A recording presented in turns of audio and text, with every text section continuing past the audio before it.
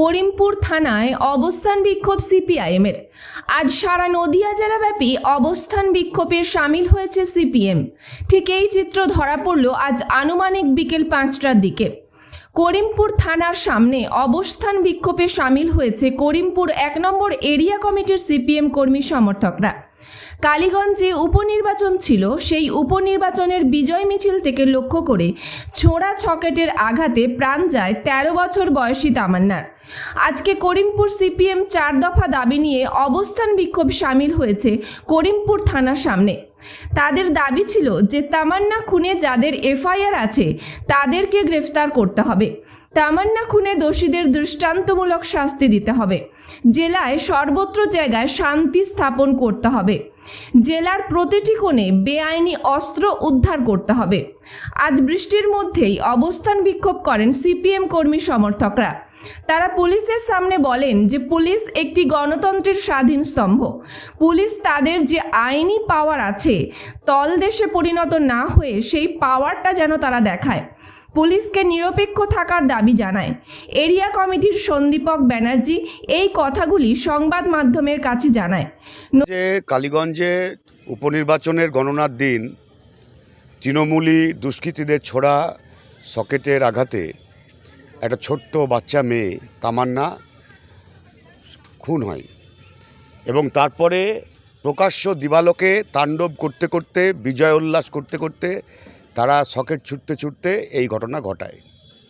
স্বাভাবিকভাবেই যারা ওইখানে ছিলেন প্রত্যক্ষদর্শী তাদের কাছ থেকে জেনে তামান্নার মা এবং পরিবার 24 জনের বিরুদ্ধে এফআইআর করে। এই ঘটনা অনেক দিন আগের কথা। এখনও পর্যন্ত 10 জনকে গ্রেপ্তার করা গেছে, কোনো অগ্রগতি সেভাবে লক্ষ্য করা যাচ্ছে না। ইন দ্য মিন টাইম তামান্নার মা এই পুলিশি গাফিলতি কারণে উচ্চ আদালতের হাইকোর্টের দ্বারস্থ হয়েছেন।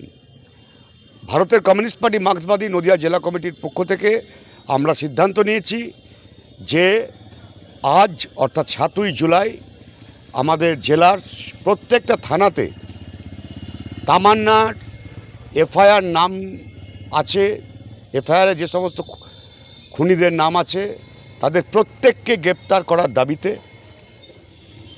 এলাকায় শান্তি শৃঙ্খলা প্রতিষ্ঠার দাবিতে, তামান্নার খুনিদের দৃষ্টান্তমূলক শাস্তির দাবিতে এবং কালীগঞ্জ সহ সারা জেলায় যেভাবে থরে থরে বেআইনি অস্ত্র মজুদ আছে এগুলোকে নিষ্ক্রিয় করা, এগুলোকে উদ্ধার পুলিশকে করতে হবে।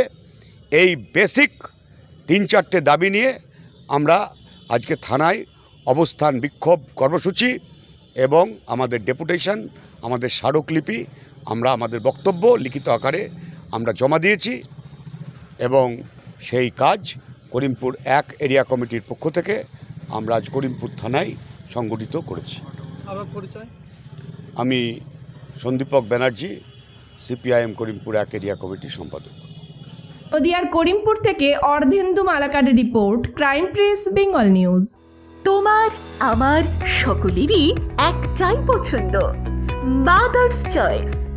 ঘরে সুগন্ধি ভাত, প্রতিদিনের রান্নায় নিখুঁত স্বাদ, চাই উন্নত মানের চাল।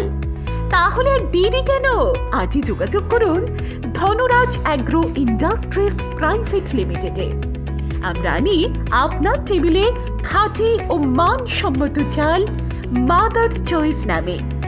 একবার ব্যবহার করুন, আর ফিরে তাকাতে হবে না। বিশ্বাসে গড়া গুণগত মানে সেরা মাদার্স চয়েস। মা যেমন চান চাল তেমনই। যোগাযোগের জন্য এখনই কল করুন 8509752023 এই নম্বরে।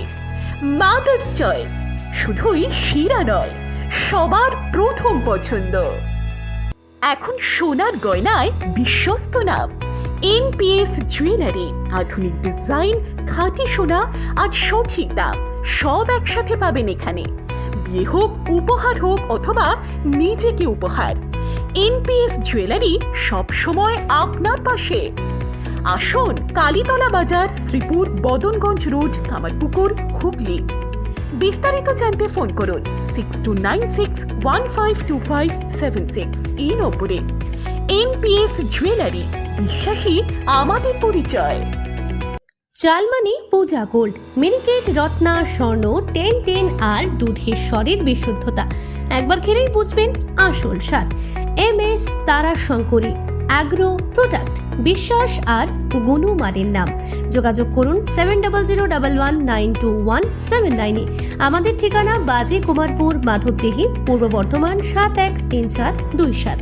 পূজা গোল্ড, প্রতিদিনের পাতে সোনার স্বাদ।